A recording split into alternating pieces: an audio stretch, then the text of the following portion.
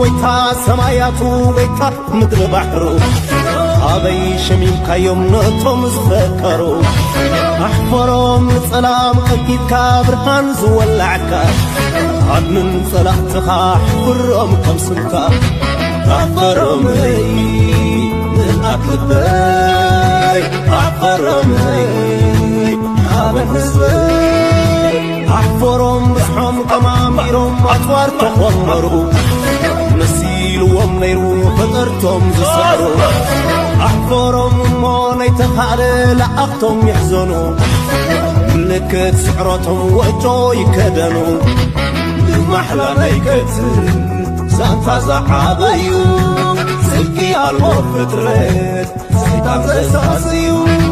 عمس مغنتهم لغيتنا ماتو سلام تغتاتلتي سول ميديا بزوزلهم وسلامكم يبزع صبغن عرفت غزي استنبت قولنا لكم اندا تمنقو خندقس كنتس ايرتراونت كورمن تايدرس اندابولكو توب سبسكرايب تيغوركم سبسكرايب تغبرو خمخات فولطوم سبات سول ميديا سبسكرايب نغبرو تعدمون قدم ذا عامت مززاما 200 شح خنبصحا يالا فرصه دقيري لومي ازيو زحق زينا حيزلكم مصيلكو كمون كلاتكم حبونات هاجراوያን ኤርትራውነት بسراح ኤርትራውነት بتግባር ሓንቲ ብልስቲ ደርፊ በዓፋር ወጪያ ስለዘላ በቋንቋ ዓፋር ማለት አዚያ ገላጺት ሳብታይትሉን በትግርኛ አለኩም ኣብ ሁድሞና ኸይኩም ብሰምዋት ሆዲኹም በዝጋጣም ኸ ኣብቱ ኮሜንቲ ሶል ሚዲያ ብምባል ኣብታ ደርፊ ክጽሑ በዝጋጣም እንዳተላበኹ ኣብታ ቀዳሜት ኮሜንት ወርፈልኩም نا كل نخبات حقا شربولو متان توم عفار إثيوبياوያን كأخصمعو صبو غيرو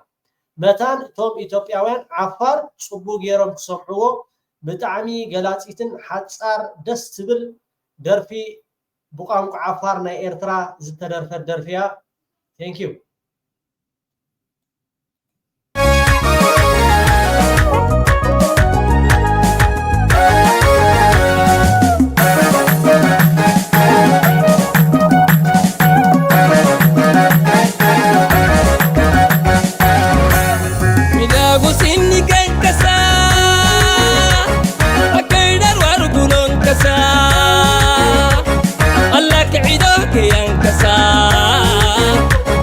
نقاتو مكحدين كسا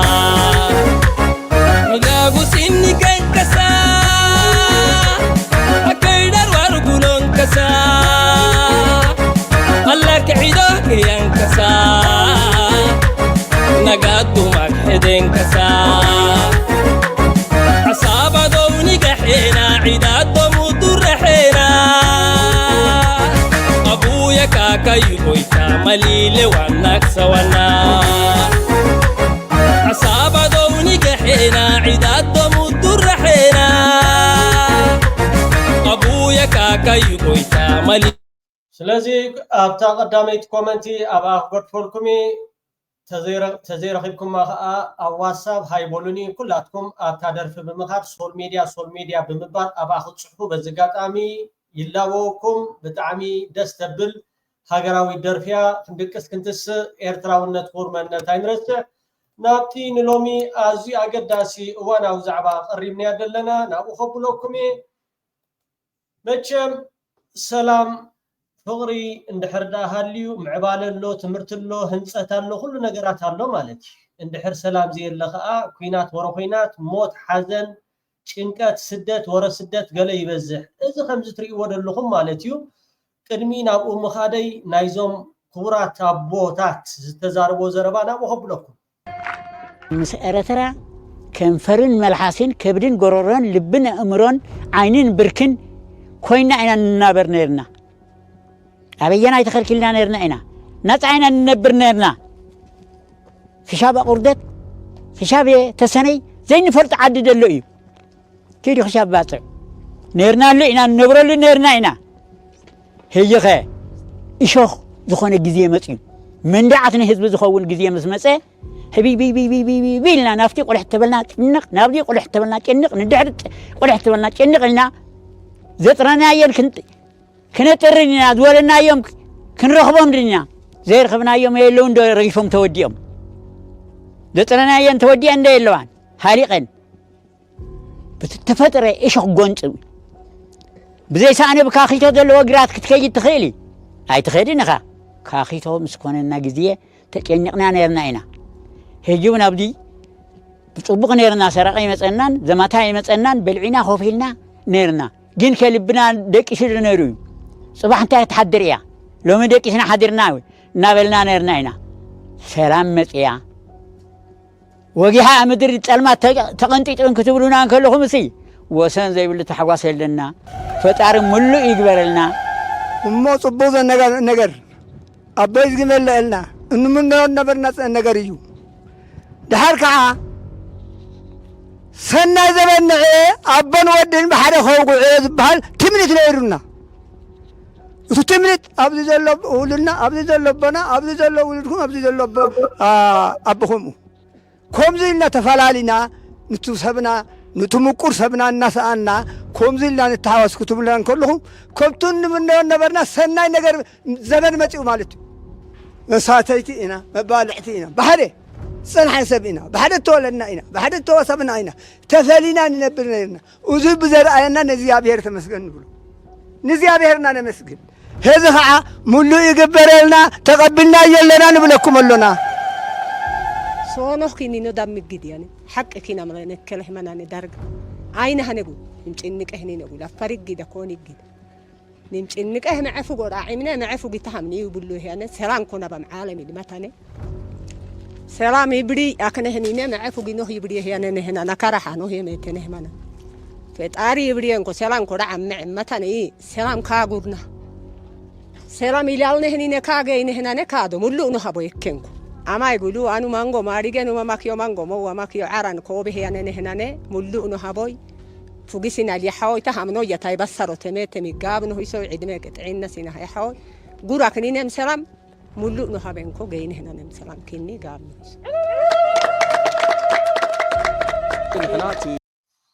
كبرات تقاتلتي سول ميديا نايزوم ابوتات زربا مچم كنسمعو صنينا بايتا زودق ايكونن حجي خاب طعمي كم تلمود زحقوس زينا حيزلكم متيلخو بشرات كاتطعم كم تبدو كلاتكم تخاتاتل سول ميديا دغيمه دغاغيمه ابزز زلخم وسلامكم يبزع خبز تري ودلخم صمدو نقدميت نربعن حموشن تمرتታት اب غولو مخدا زلامبسا ني ايروب ከባቢ 3 ዓመት ተዓጪ ዝነበረ ቤት ትምርቲ አብያተ ትምርቲ ሕጂ ጅምሩሎሞ ጽቡቕ ምጅማር ክኾነሎም በዝጋጣሚ ኸኣ ሶል ሚድያ ልዕሊ ዝኾነ ነገራት ንዝጽምዶ ንሰላም ምስ ተኸታተልታ ዋጋ ክትከፍል ዝጸንሐ ቻነል ከም ምዃና መጠን ሕቡናቲና ካብ ኩናት ወረኺናት ከም ዝትሪእዎ ዘለኹም ናይ ትምርቲ ኮፍ መበልን ተማሃሮ ን3 ዓመት ተዓጪ ዝጸንሐ ብሰንኪ ኩናት ማለት እዩ ተማሃሮ ክመሃሩ ይከኣሉን حجي خمس تري ودا لهم كا نافت مرتم حجي خجموريم اسكا بز استحقوسكم لايك كوم وغا حقوسكم صبق مجمار ناي تمرت قونلكم بمبال اب كومنت تصحبو مچم تمرت تزيله كل غزي نا حماق نغرات توما قلعت يوافرو صبح نغخا ولا غورابا بتخايخون ولا اب رحق سغر بحري يحلو قلعه خمهار كفدالو لعل زغونه نغر قلعه خبلع خسته يالو بدحريقه خمهار አለው اب تግራይ ن3 ዓመት ዝኸደ እቲ ኣብ ዶባት ኤርትራ ዝነብር 45 ዓድታት 45 ቤት ትምርቲ ተዓጪ ድሕሪ ምጽናዕ ሕጂ ይጅምሩሎሞ ብጣዕሚ እንቋዕ ሓጎሰኩም እንቋዕ ሓጎሰና ይዘብር እንቋዕ ሓጎሰና እንቋዕ ንከምዝ ንኽሪካ ኣብ ዝቐረባ ግዜ ከዓ ብቪድዮ ዝተሰነየ ከምጻልኩም ኣብ ዝሓለፈ ሪኢኹም ይኹም ኣብ ኣውናምበስ ክካየድልና ተኻይዱ سبورتاو نقفتات عدو خالا مسراما خكايدينا قدمنا حبيرنا تخايدو فيديو متينالكمينا حجي خا زياخا مزغبوا فيديو خنبصالكمينا سلازي بطعمي تحويسه زلخو صمدو نقدميت صمدو نسلام تقصل كخل الله كلاتكم خمي تحويسكم تكونوا يرداني ومن القدوس احدو املاك من مجمريا كورات كور حزبي قلوا هذا زلمبسا كور حزبي ودكله سمجانا يسمع كل ذا قالله فنعف ملاش كله وملؤ نزع على سديا ويك عن على سديا زي كونس ካብ ንራኸብ ንሳልሳይ ግዜና ኢና እሞ ዳግም ህዝውን ከምተን ዝሓለፋ ናይ ርክብና እዋ መጀመርታ ተራኺቦም እንታይም ክገብሩ ሳዕሲዕም እዮም ዝፈላለዩ ገለ እንዳተባሃለ ይዋራዘዩ ነይሮም ሪኢኹሞም ማለት እዩ ንሰለስተ ግዜ ተራኺቦም ከምኡውን ቀፃሊ እዩ ዘሎ ትርክባት ማለት እዩ እዚ ከዓ እንታይ እዩ እንድሕር ዳ ኢልና እቲ ሰላም ዘምፅኦ ትፅምዶ ንኩናት እዩ ገለ እንዳተባሃለ ክዝረብ ፀንሐ ኩናት ወሮ ኩናት ተሪፉ ሕጂ እንታይ ተምሃሮ ክመሃሩ ከምኡ ከዓ ኣዴታት ባቃ ብሰላም ደቀን ክሓቁፋ ወፊሮም ከዓ ብሰላም ከኣቱ ኩናት ወሮ ኩናት ድምፂ ኣብ ዘይሰምዕሉ እዋንን ሰዓትን እዩ ተበፂሒ ዘሎ እቲ ኣብ ዶባት ዘሎ ብወገን ትግራይን ብወገን ኤርትራን እሞ በዚ ጋጣሚ ብጣዕሚ እንቋ ሓጎሰኩም ኢና ንብል ናይ ሰላምናን ከምቲ ዝግለፅ ፀንሐ ንብዙሕ ዓመታት እንናፍቆ ዝነበርና ሰላም እንናፍቆ ዝነበርና ሓድነት እንናፍቆ ዝነበርና ሰላም ሎሚ እግዚአብሔር ፍቃዱ ኮይኑ ናብዛ ዓለት እዚኣ ንሳልሳይ ግዜ ክንራኸብ ዘብቅዐና ሕጂ እውን እግዚአብሔር ክብርን ምስጋናን ይብቅዓዮ ከም ዓላትኩም ደሓን ደውዒልኩም ከመይ ኣለኹም ከመይ ትኸድሙ ብምቕፃል እግዚአብሔር ዛ ሰላም እዚኣ ተሓቢኣትና ዝነብር ፈቲና ዘይኮነስ ተገዲድና ብዝኾነ ይኹን እግዚአብሔር ብፅሓዮ ዝበለካ ዘይተርፍ ስለ ዝኾነ በፅሕናዮ እቲ ኩሉ ፀልማት ግዜ እቲ ሕሰም ግዜ ኩናት ሽግር ምፍልላይ ኣብቲ ዘሎ በቲ ዘሎ ሓው እናሓዘነ በቲ ዘለዎም በቲ ዘሎ ሓው እንዳሓዘነ ብንብዙሕ ግዜ ተፈላለዩና ዝነበርና እቲ ምፍልላይ ኣብቅዑ ናብ ሓድነት መፂና ሓጎስ ልብና ንክንገልፅ ነዛ ዓለት እዚኣ ዘብቅሓና ህዝውን ብተደጋሚ እግዚአብሔር ክብርን ምስጋናን ይብፅሓዮ ብኻልኣይ ደረጃ ካብ ክልቲኡ ወገናት ብኤርትራ መዳይን ብትግራይ መዳይን እግዚአብሔር መንፈስ ቅዱስ ኣናቢብዎም እዚ ህዝቢ እዚ ንብዙሕ ግዜ ተፈላለዩ ዝነበረ ግዜ ሰብ ኣብ ኩናትን ኣብ ሽግርን ኣብ ምፍልላይ ዝነበረ ይኣኽሎ እቲ ኩናት ይኣኽሎ እቲ ምፍልላይ ይኣኽሎ እቲ ናፍቆት ይኣኽሎ እቲ ዕልወት ይኣኽሎ እቲ መስዋእቲ ይኣኽሎ እቲ ደም ይኣኽሎ ሕጂ ግን እዚ ሰብ እዚ እዚ ህዝቢ እዚ ኣብ ክልተ ሃገር ዝነብር ደኣ እምበር ሓደ ህዝቢ ሓደ ዓለት ሓደ ቋንቋ ሓደ ዓፅሚ ሓደ ሕብሪ ሓደ ሃይማኖት ሓደ ስጋ ዘለዎ ናብ ንቡር ተመሊሱ ሰላም እዩ ዘድልዮ ፍቕሪ እዩ ዘድልዮ ልምዓት እዩ ዘድልዮ ሓድነት እዩ ዘድልዮ እሞ እግዚአብሔር እንተሓገዘናስ እስኪ ንፃዓር ኢሎም ስዒሮም ላዕሊ ኢሎም ታሕቲ ኢሎም ነዛ ሰላም እዚኣ ዘምፅልና ወገናት እውን ብጣዕሚ ከመስግኖም ይደሊ ምስጉናት እዮም ብናሰይ ልሳን ጥራሕ ዘይኮነስ ብእግዚአብሔር እውን ምስጉናት ምዃኖምን ካብ እግዚአብሔር ዕድል ዘይስእኑ ምዃኖም ፀጋ ዘይስእኑ ምዃኖም ከዓ ንኣምን እግዚአብሔር ፀጋን ዕድመን ንውልዶም ንባዕልቶም እውን ሃብትን በረከትን ይሃቦም ብጣዕሚ ይቀኒየልና ንብሎም ልዕሊ ዝኾነ ነገር ማለት እዩ ክቡር ፕረዚደንት ኢሳያስ ኣፈወርቂ ድሕሪ እቲ ኩናት ቃለ ምሕተት ምስ ኤሪቲቪ ኣብ ዝገበሮ ማለት እዩ እዚ ፅምዶ ቅድሚ ምጅማሩ ቅድሚ ዝኾነ ነገራት ማለት እዩ ኣብ ቲቪ ኤረ ወፂኡ ንህዝቢ ትግራይ ሰላም ግበር ምስ ሓውኻ ከምኡ ከዓ ምስ ጎረባብትኻ ዘለዉ ክልላት ይኹኑ ከምኡውን ምስ ኤርትራ ሃገር ሰላም ግበር ብምባል መልእኽቲ ዘመሓላለፈ ፕረዚደንት ኢሳያስ ኣፈወርቂ ድሒሩ ከም በዓል ገዲም ተጋዳላይ ኣያና ሰሎሞን ድራር ካልኦትን ከም በዓል ስነ ጥበባዊ ኣወል ስዒድ መፂኦም ድሓር ከዓ በዓል ብርሃነ ተሓዊሶሞ ከምኡውን በዓል ዶክተር ደብረፅዮን ከምኡውን ብዙሓት ላዕለዎት ሰበስልጣናት ናይ ሕወሓት ማለት እዩ ነቲ ነገራት እቲ ተሳቲፎሞ በዚ ጋጣሚ ናይዞም ኣባቐሺ ምርቃ ሃይማኖት ሓደ ስጋ ዘለዎ ናብ ንቡር ተመሊሱ ሰላም እዩ ዘድልዮ ፍቕሪ እዩ ዘድልዮ ልምዓት እዩ ዘድልዮ ሓድነት እዩ ዘድልዮ እሞ እግዚአብሔር እንተሓገዘናስ እስኪ ንፃዓር ኢሎም ስዒሮም ላዕሊ ኢሎም ታሕቲ ኢሎም ነዛ ሰላም እዚኣ ዘምፅልና ወገናት እውን ብጣዕሚ ከመስግኖም ይደሊ ምስጉናት እዮም ብናሰይ ልሳን ጥራሕ ዘይኮነስ ብእግዚአብሔር እውን ምስጉናት ምዃኖምን ካብ እግዚአብሔር ዕድል ዘይስእኑ ምዃኖም ፀጋ ዘይስእኑ ምዃኖም ከዓ ንኣምን ክልትና ከምዚ ኣመሰለ ነገር ንህዝቢ ትግራይ ዝውክል ኣይኮነን ብዝኾነ ይኹን መገዲ ህዝቢ ትግራይ ዝመሃሮ ተመክሮ ተማሂሩሉ ኣሎ ዝረአዮ ካብ ዝኾነ ካልእ ህዝቢ ካብ ዝኾነ ካልእ ወገን እንታይ ከም ዘጋጠሙ ኣፀቢቑ ይፈልጥ እዩ ካብዚ ክወፅእ ይኽእል ኣለዎ ምስ ኤርትራ ዘባእስ ምክንያት የብሉን ብዝኾነ ይኹን መንገዲ ምስ ካልኦት ህዝብታት ናይ ኢትዮጵያ ዘባእስ ምክንያት እውን የብሉን ስለዚ እታ መልእኽቲ ዝኣኽለና ተማሂርና ኢና ኩልና ህዝቢ ትግራይ ኣይትኮነን ጥራይ ተማሂሩ ቅድሚ ዝኣገረ ግን ህዝቢ ትግራይ ካብዚ ዘለዎ መንቀራቕሮ ክወፅእ ክእል ኣለዎ ምስ ኤርትራ ዘባእስ ምክንያት የብሉ ምስ ካልኦት ብሄራት ናይ ኢትዮጵያ እውን ዘባእስ ምክንያት የብሉን ተመሊስና ናብቲ ናይ መጀመርያ ተስዓታት ዝነበረ ኣተሓሳስባ እያ ثانك يو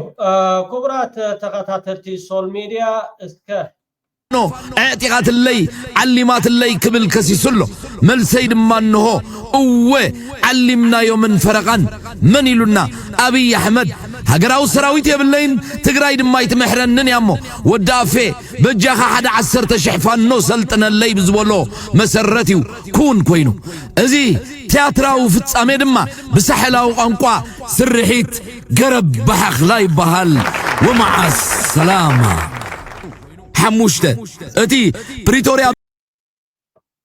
اوكي كبرات تقاتلتي سول ميديا ابزي محبراو ميديا كم بعلنا قابرس كالوت محبراو ميديا تات كزربحو زوعلو ناي فانو عطقات ناي بانديرا نايتا هاجر سمعتات زغنت بانديرا بمحاز كمون ناي فانو بانديرا بمحاز كم زتري ودلهم كم بلبلو وعلو مالو صمدو مس فانو صمدو مس كلل امحرا صمدو مس تግራይ صمدو مس عفار كات زغيدلو غنتات ابز قربا غيزي لك خم كلل تግራይ ናጻት ወጻሉ ሰዓትን እዋንን ውን እንዳተቃረበ ይዝገይደሎ ሎማዓንቱን መግለጽ ዝወጸ ነይሩ ብናይ ክልል ዓፋር ደሎ ዕጡቃት ስለዚ እዛ ጽምዶ ክትቅጽል ጥራሕ ይደለዋ እዚኣ ከዓ ዓባይ ነውፂ ወይ ከዓ ዓባይ ራዕድያ ፈጢራትሉ ደላ ንስርዓት ብዕልግና ከምኡውን እቲ ባይታ ዝኸይድ ደሎ ንመበል ታሽዓይ መዓልቲ ቀጺሉ ውዒሉሎ እስከ ጸብጻብ ፋኖ ኣብ ባይታ ዘካይዶ ዘሎ ኺናት በአማራ ክልል የተለያዩ አካባቢዎች ግጭቶች መቀጠላቸው የተገለጸ ሲሆን ታጣቂ ቡድኖች መካነ ሰላምና ደንበጫ ከተሞች ላይ ጥቃት መፈጸማቸውን አስታወቁ። በአማራ ክልል በተለያዩ ዞኖች በመንግስት የጸጥታ ኃይሎችና በታጠቁ ቡድኖች መካከል ግጭቶች ተባብሰው መቀጠላቸውን ታጣቂ ቡድኖች አስታውቀዋል። ቡድኖቹ ባወጧቸው መግለጫዎች በደቡብ ወሎ ዞን መካነ ሰላም ከተማን ሙሉ በሙሉ መቆጣጠራቸውንና በጎጃም ዞን ደንበጫ ከተማ ውስጥ ጥቃት መፈጸማቸውን ገልጸዋል። ራሳቸውን ምኒልክ እዝና ቴድሮስ እዝ ብለው የሚጠሩት ቡድኖች በጋራ ባወጡት መግለጫ ዘመቻ አርበኛ አደማሊ ወይም አባናደው ብለው በሰየሙት የተቀናጀ ወታደራዊ ዘመቻ የመካነ ሰላም ከተማን በድጋሚ መቆጣጠራቸውን አስታውቀዋል። በጥምረት በተፈጸመው በዚህ ጥቃት በርካታ የመንግስት የጸጥታ ኃይሎች ላይ ጉዳት ማድረሳቸውን የገለጹት ታጣቂዎቹ ቀጣይ ግባቸውም በአቅራቢያ የሚገኘውና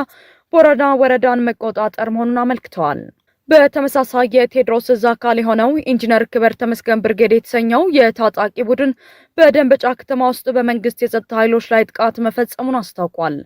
መግለጫው እንዳመለከተው ከጧቱ 12 ሰዓት ጀምሮ ለሰዓታት በቆየ ውጊያ በከተማዋ የተለያዩ አካባቢዎች በነበሩ የመንግስት ኃይሎች ላይ ጉዳት ደርሷል። በዚሁ ጥቃት 6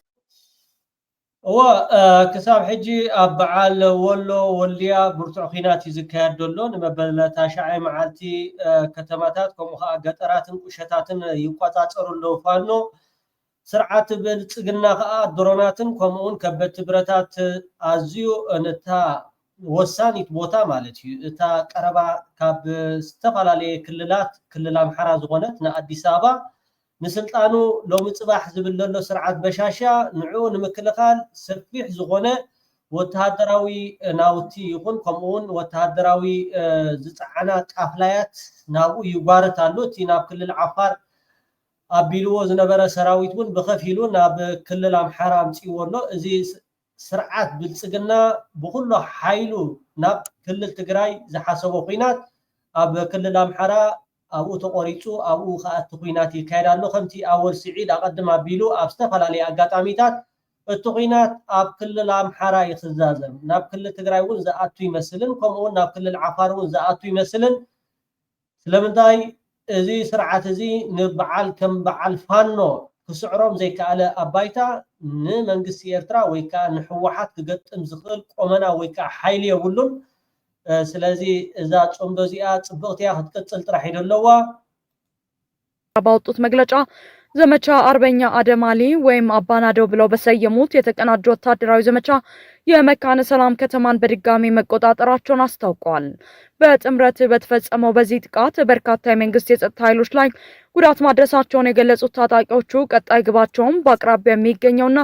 ቦረዳ ወረዳን መቆጣጠር መሆኑን አመልክተዋል። በተመሳሳይ የቴዎድሮስ እዝ አካል የሆነው ኢንጂነር ክበር ተመስገን ብርጌድ የተሰኘው የታጣቂ ቡድን በደንበጫ ከተማ ውስጥ በመንግስት የጸጥታ ኃይሎች ላይ ጥቃት መፈጸሙን አስታውቋል። መግለጫው እንዳመለከተው ከጧቱ 12 ሰዓት ጀምሮ ለሰዓታት በቆየ ውጊያ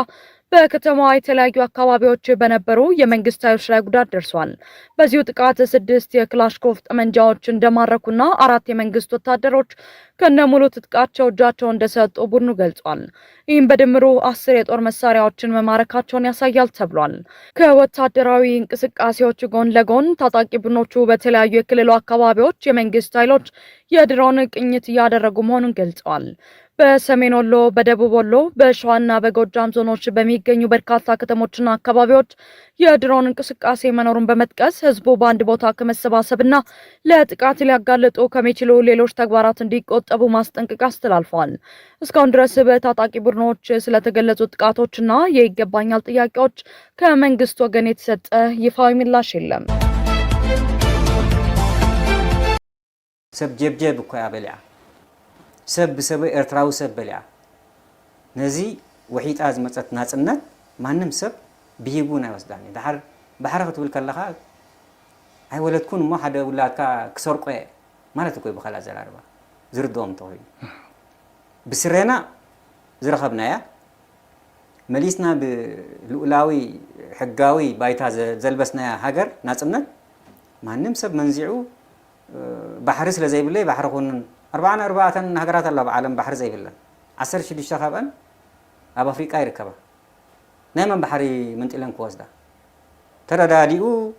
ሕጊ ናይቲ ሃገር ኣኽቢሩ ክጥቀም ዝኽእለውን የለን ቅድሚ ሕጂ እውን ተጠቂሞም እኮ ብፅጋቦም ሸብዳዕዳዕ ናቶም ግን ቲሮ ተዋሂቦም ወፂኦም ስለዚ ባሕሪ ቅድሚ ሕጂ እውን መንግስቲ ኤርትራ እኮ ልቦና ዕብዩ እኮ ዝኣክል ባይታ ከፊቱ ሂብዎም እኮ ተጠቕሚልዎም እኮ ብሓይልኻ ለይትን ቀትርን ብባሕሪ ከተንባህቑ ግን እዚ ሕጂ ዘሎ ኣምሰሉ ከም ነፋሒቶ ኣብዘ ዝቐረበ ምስሊ ዝሕዝ ሓደ ተልመደን ፕራይም ሚኒስተር ዝበሃል መፂዎም ዘሎ እቲ ዝገርም ባይቶ ኣኪቡ ባይቶ ኢትዮጵያ እንታ ኢና ባሕሪ ንምባል ንሓፍር ባሕሪ ዘይንብል ንምንታይ እታ ስም ባሕሪ ምድላይሲ ህዝቢ ኢትዮጵያ ልዕሊ 100 ሚልዮን ብዘይ ባሕሪ ክነብር ኣይክእልን እዩ ካብዚ ሕቶ እዚ ንባይቶ ዝኣክል ኣኪቡ ዝሓትት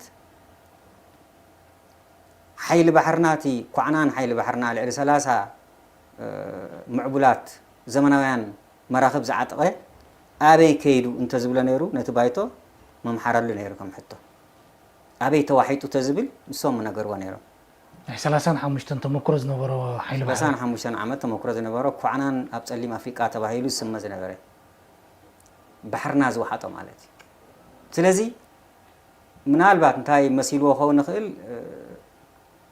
ከምዚ ጁንታ ክትወሕጠ ኢላ ምስ ሃነፍነፍ ምስ በለት ኣብዚ ዝሓለፈ ቀረባ ወራራት ግሩም ዝኾነ ሚሊታሪ ተኸዲኑ ሊፕስቲክ ተለኻኺዩ ካብ ኣዲስ ኣበባ ክውል ኢሉ ከቲተ ኣለኹ ክብሎም ቀኒ እሱ ግን ናብ ጥቓ ዶሽካ ብሬን መስርዕ ብሬን ክሊፕ እዩ ከልዕል ቀኒ ኮይኑ ባጎቤ ነቲ ጁንታ ውሕጥ ውሕጥ ኣቢሉ እሊ ምስ ኣበለሉ ግን ተመሊሱ ከምዚ መኸተ ዘካየደ ዓይነት ገይሩ ምናልባት ባሕሪ እውን ሕጂ ከምኡ መስለ ኸውን ሕጂ ግን ኣብ ባሕርና ገፁን ተጠሚቱ ነተን ዘለዓለን ክሊፕ ኣረኪቡ ብሓጎታቱን ኣቦታቱን ኣብታ ባሕሪ ዘለዎ ከርክብ እዩ ባሕሪ ዝበሃል ይብሉን እዚ እቲ ታሪክና እዩ ከምዚ እንዳበሉ ሕጂ እዚ ሕሱም ጎረቤት ከምዚ ዓይነት እዚ ከምዚ ምስ ጤሳስ ጥዑይ ጎረቤት ይሃብካ ዝበሃል ዝበልናዮ እንታይ ይዕድመልካ እዚ ሕጂ ከምዚ ዓይነት ሓደ ዝወራዘ ክፉእ ፀላኢ ከም ዓራቕን ሸምጋልን ኮይኑ ንኽመፅእ ባይታ ይፈጥር ምክንያቱ እዞም ጎረቤት እዚኦም መዋእሎም ፅጋዕተኛ እዮም መዋእሎም ኣሜሪካ ኩባ ራሽያ እንዳበሉ እዮም ዝነበሩ ብምሎም እዞም ንጠቐስናዮም ከዓ ኣብ ሰውራ ኤርትራ ፈቲኖም እዮም ሶቪየት ሕብረት ፈቲኑ ኩባ ፈቲኑ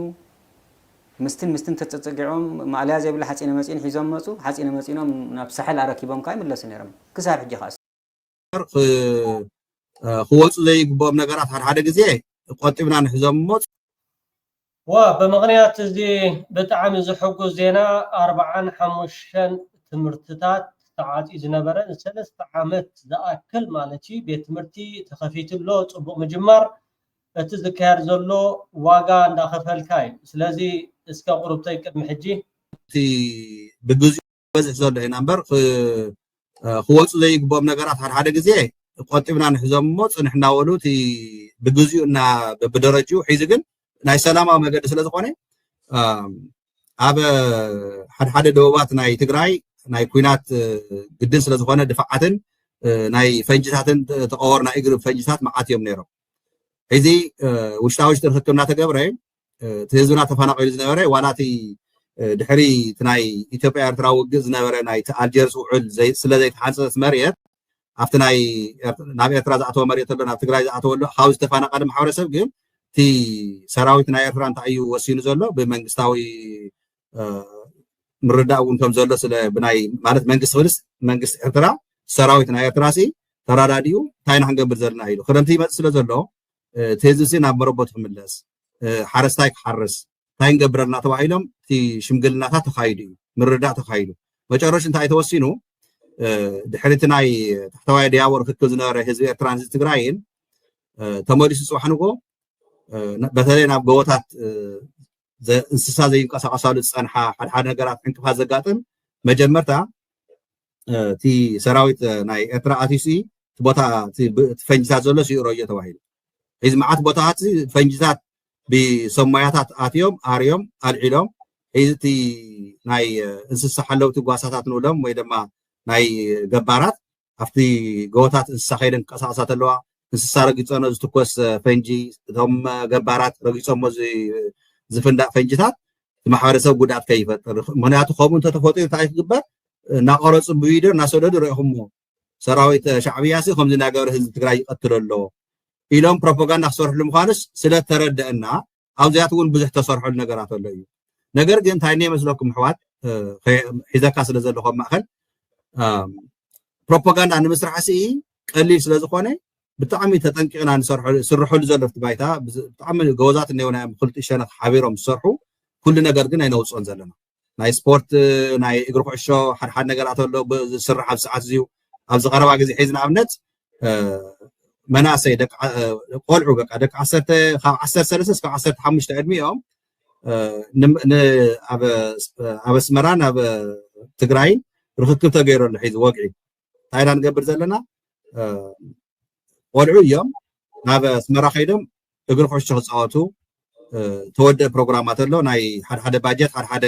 ናይ ፀጥታ ገለታት ኢና ንማየጥ ዘለና ሒዙ እዚ ንባዕሉ ህዝቢ ንህዝቢ እዩ እዚ እውን እቶም ቆልዑሲ ትሕቲ 18 እዮም ናብ